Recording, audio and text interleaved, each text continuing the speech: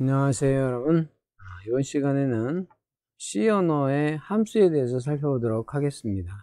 이번 시간을 통해서 우리는 C 언어의 함수의 개념과 종류, 필요성을 이해하고 함수를 정의하는 방법을 알 수 있게 될 것입니다.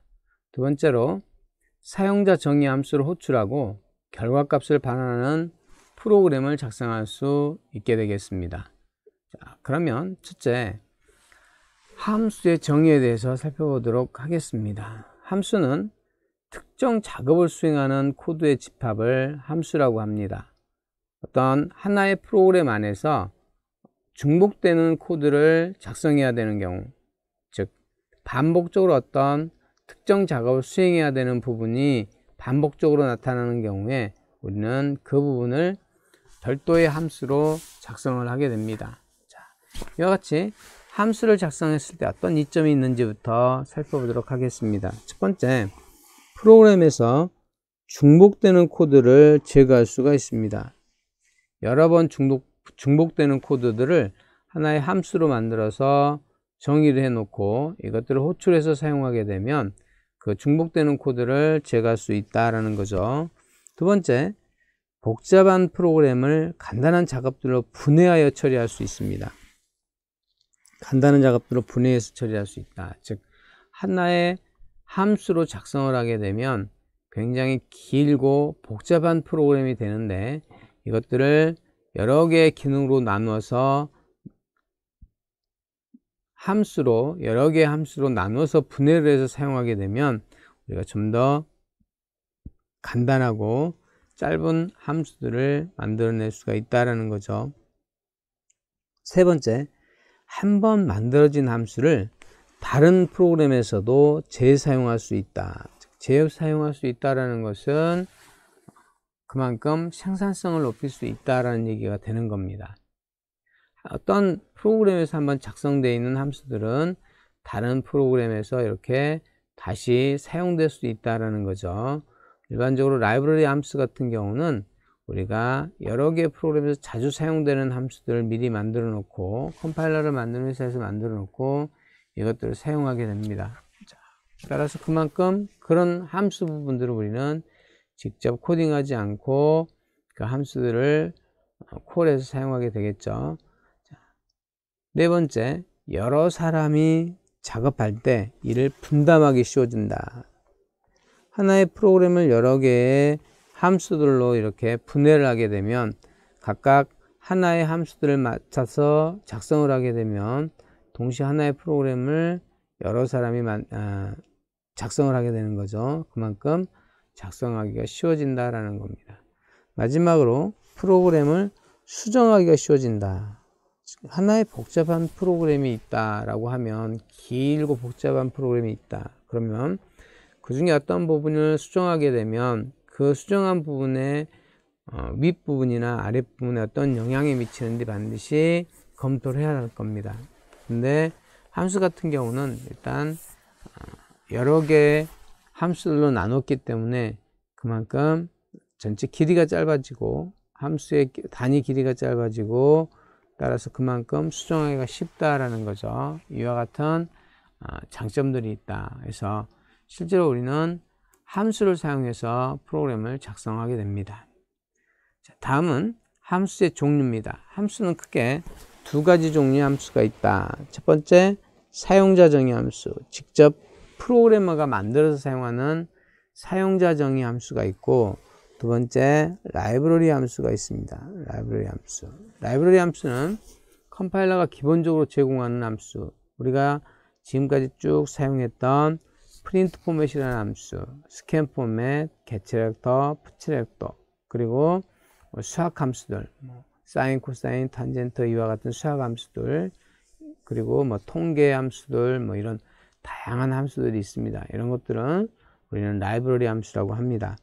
자, 우리는 사용자 정의 함수를 라이브러리 함수는 계속 썼으니까 라이브러리 함수 말고 사용자 정의 함수를 직접 한번 정의돼서 호출해 보도록 할 겁니다. 자, 그러면 사용자 정의 함수는 어떻게 우리가 만들고 사용할 수 있는가 한번 보겠습니다.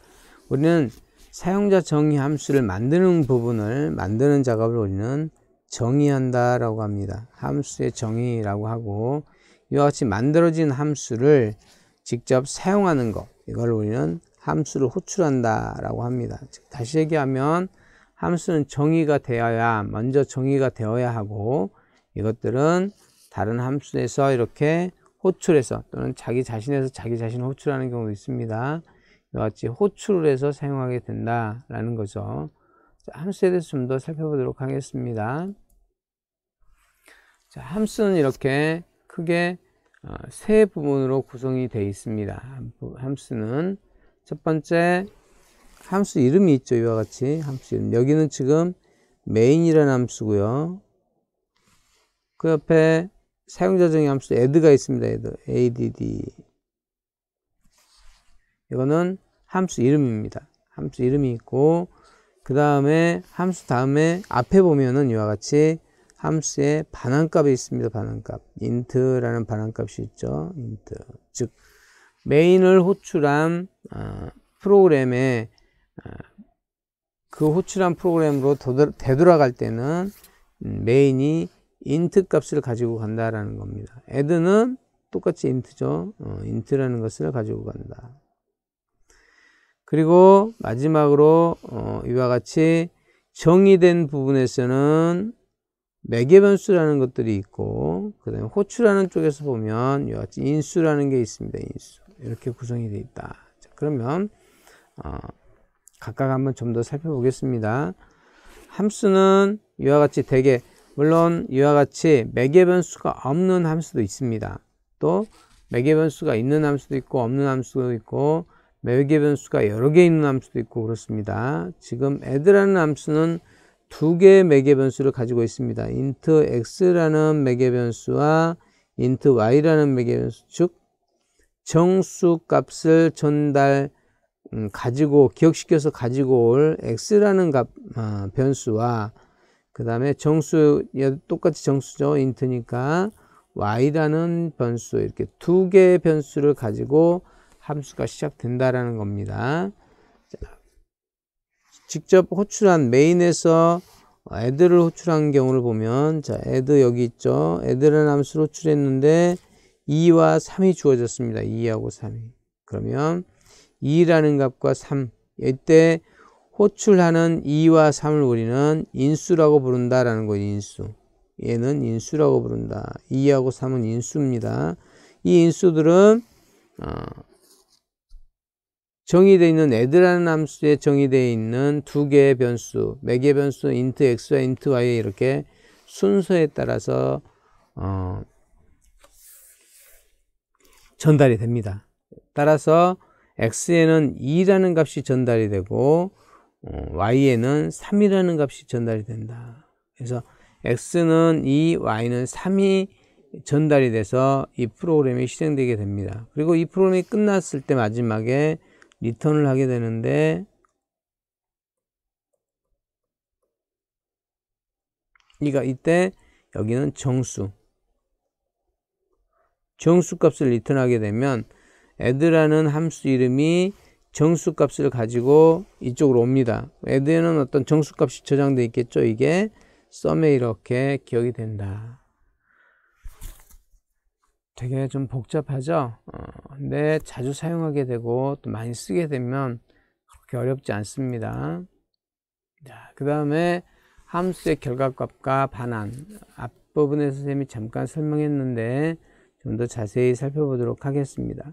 여기서는 sum이라는 함수 이름을 갖고 있는 함수를 정의를 합니다. 그죠? sum이라는 함수입니다. sum이라는 함수. 우리는 지금까지 되게 main이라는 함수를 썼고, main이라는 함수에서 라이브러리 함수인 print 포맷, scan 포맷 이런 함수들을 콜을 해서 사용했습니다.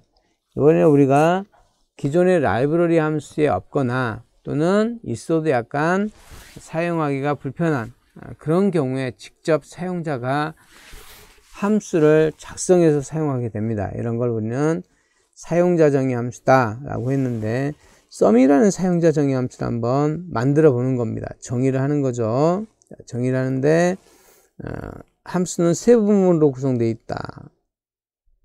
첫 번째, 반환될, 자기를 호출하는 곳에 값을 가지고 갈 반환된 값의 데이터형입니다. int죠. 따라서 sum이라는 값은 int, 정수형을 자기를 호출한 곳에 리턴해 준다 라는 이야기가 됩니다. 마지막으로 이렇게 매개 변수, 여기 지금 데이터 타입이 빠져 있는 거죠. 뭐 int 아니면 뭐 플로트 이렇게 주고 이와 같이 변수 이름을 주면 되겠습니다. 자, 그러면 한번 간단한 예제 프로그램을 보고 우리가 앞에서 설명했던 것들을 다시 한번 살펴보도록 하겠습니다. 여기에 지금 sum이라는 함수가 있습니다. 사용자 정의 함수 sum이 있고 그 다음에 얘는 int니까 뭐죠? 정수를 반환할 거다. 정수를 반환합니다. 정수를 반환하고 그 다음에 int a, a라는 기억장소와 b라는 기억장소는 각각 정수다. 정수를 기억할 수 있는 a라는 기억장소와 정수를 기억할 수 있는 b라는 기억장소와 그 다음에 값을 반환할 때 사용할 sum이라는 이름의 함수와 이렇게 세 개의 기억 공간이 지금 만들어져 있는 겁니다. 그래서 리턴할 때는 sum은 어떤 값을 가지고 가냐면 a 플러스 b 값을 가지고 간다. sum에는 뭐가 기억된다는 거죠? a 플러스 b라는 값이 sum이라는 함수의 이름에 저장이 돼서 호출했던 곳으로 간다라는 겁니다. 자, 그러면 메인 함수를 보겠습니다. 대개 우리가 메인 함수는 void에서 일반적으로 반환값을 안 주고 사용하는 경우가 많죠. 자, 정수형입니다. int니까 sum underbar result라는 변수를 하나 만들었습니다. 자, 두 번째, sum result에다가 sum 호출했죠. 자, sum이라는 함수가 나왔습니다. 그럼 호출한 겁니다. 3,17 여기에 3이 들어가고 여기에 17이 들어가서 이 프로그램이 함수 이름을 만난 이 시점에 제어가 이쪽으로 넘어갑니다. 그래서 자, A에는 3이, B에는 13이 지금 제작되어 있는 거죠. 13이. 여기 7이네요. 잘못 봤네. 7이고 13이 저장되어 있다. 그래서 여기에서 return A 플러스 B죠. A가 3이었고 B가 아니다. A가 7이었고 B가 13이었죠. 자꾸 헷갈립니다. 그러면 합하면 30, 즉 30이 리턴 될 때 이 sum이라는 변수에서 30이 저장되어 있는 것과 똑같다라는 겁니다. 따라서 여기에 sum에는 지금 30이 저장되어 있었기 때문에 sum underbar result에는 30이라는 값이 기억된다라는 거죠. 자, 그래서 우리가 간단한 프로그램을 살펴봤고, 첫 번째 얘는 정의란 부분입니다. 그죠? 함수를 sum이라는 함수를 정의를 한 거고, 여기서는 sum이라는 함수를 이와 같이 sum이라는 함수를 이렇게 콜을 한 거죠. 이 프로그램에서 보면 지금 이 부분이나 sum result에 기억되어 있는 값이나 그 다음에 프린트 포맷문에 지금 sum을 호출했죠. sum을 호출. 3,13을 호출했습니다. 자, 이거나 결과값은 똑같이 나올 겁니다. 직접 한번 여러분 해보시기 바랍니다. 이거를 직접 코딩을 해서 결과값을 살펴보면 이렇게 나온다라는 거죠. 대부C를 실행한 다음에 이와 같이 함수를 먼저 기술을 하고 그 다음에 마지막으로 메인이라는 함수를 이렇게 작성해 주면 이와 같이 결과값을 우리가 알 수가 있다. 자, 다음은 우리가 함수 개념을 익히기에 가장 좋은 아주 유용하고 간단한 키트가 있습니다. 코디로키라는 키트인데, 이 코디로키를 사용해서 우리가 함수의 개념을 좀 더 잘 다져보자 라는 의도에서 이 실습을 준비했습니다. 그래서 우리는 첫 번째, 다음 시간에 이제 코디로키 구조를 한번 알아볼 겁니다. 그리고 이 코디로키를 사용하기 위해서 엠블럭을 설치할 겁니다. 이 엠블럭은 코디로키, 코디하고 로키를 프로그래밍하는 도구입니다. 이 두 개의 장치가 이 엠블럭을 통해서 코디가 이렇게 프로그램들을 다운받아서 처리할 수가 있다는 거죠. 그 다음에 마지막으로 파이썬을 한번 살펴보고, 크롬이 스크래치나 이런 것들도 쓰지만 우리가 초등학생도 아니고 그런 프로그램을 쓰기는 좀 그렇습니다. 그래서 파이썬을 C 언어와 거의 비슷하기 때문에 파이썬을 사용해서 우리가 위기를 한번 벗어나 보겠다. 자, 그러면 보겠습니다. 코디로키입니다. 이쪽에 왼쪽에 있는 게 코디고 오른쪽에 있는 것이 로키입니다. 지금 사진이 잘 안 보이는데 로키 밑에는 바퀴가 있습니다. 그래서 코디를 접속을 해서 연결을 해서 코디의 명령을 받아서 로키가 이렇게 움직이는 그런 구조로 구성되어 있습니다. 좀 더 자세히 살펴보면 코디와 로키는 실제로 코디가 컨트롤러고 로키는 그냥 코디의 명령을 받아서 처리만 합니다. 코디는 어떤 기능이 있는가 한번 보면 코디는 이렇게 여러 개의 센서가 있다는 겁니다. 센서, 통신을 사용하는 센서라든가 이런 다양한 센서가 있고, 그 다음에 프로그래밍이 가능하다. 우리가 좀 전에 살펴봤던 엠블럭을 통해서 이와 같이 프로그램도 가능한 그런 컨트롤러에 해당한다. 즉 실제로 컨트롤을 해주는 그런 장치다라는 거죠. 로키는 코디하고 연결해서 자동차 바퀴가 밑에 있습니다. 보면 장애물을 피하고 색깔을 인식하고 선을 따라서 이동할 수 있는 이런 몸체가 로키입니다. 몸체가 로키에 해당합니다. 자, 그러면 코디로키 프로그래밍을 도와줄 엠블럭이라는 프로그램을 설치해야 됩니다. 쌤이 직접 이렇게 설치를 하면서 보여주면 좋은데 여러분이 직접 해보시기 바랍니다. 자, 엠블럭을 설치하기 위해서 엠블럭을 만든 회사의 사이트에 이와 같이 접속을 합니다. emblock.makerblock.com 만약에 이 회사가 좀 바쁘다 그러면 여기 말고 네이버나 이런 데를 찾아봐도 쉽게 다운로드받아 설치할 수가 있습니다. 여기는 지금 엠블럭에 들어와서 이와 같이 들어오면 영문 사이트라 이렇게 들어오면 여기에 다운로드 오른쪽 끝부분쯤에 가보면 다운로드라는 메뉴가 있습니다. 여기를 클릭하면 엠블럭 PC 버전이 나오고요.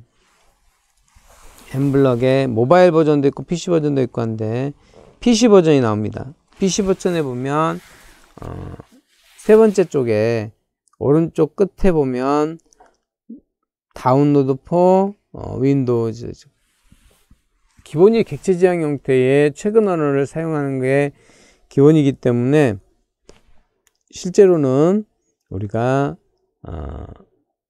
엠블럭을 모바일이나 이런 데 사용할 게 아니라 PC에서 프로그램을 할 거라서 이와 같이 윈도우용 소프트웨어를 살펴보러 가는 겁니다. 그래서 우리가 엠블럭을 이렇게 설치하면 된다. 자, 그러면 나머지는 이제 다음 시간에 조금 더 우리가 코디로키에 대해서 계속 살펴보고 이 코디로키를 사용해서 간단한 기능들을 조금씩 추가시켜서 결국 마지막에는 이 코디로키가 직접 인공지능을 갖춘 이런 자율자동차로 움직일 수 있도록 그렇게 진행을 한번 해볼 겁니다. 여러분 오늘도 수고하셨습니다. 다음 시간에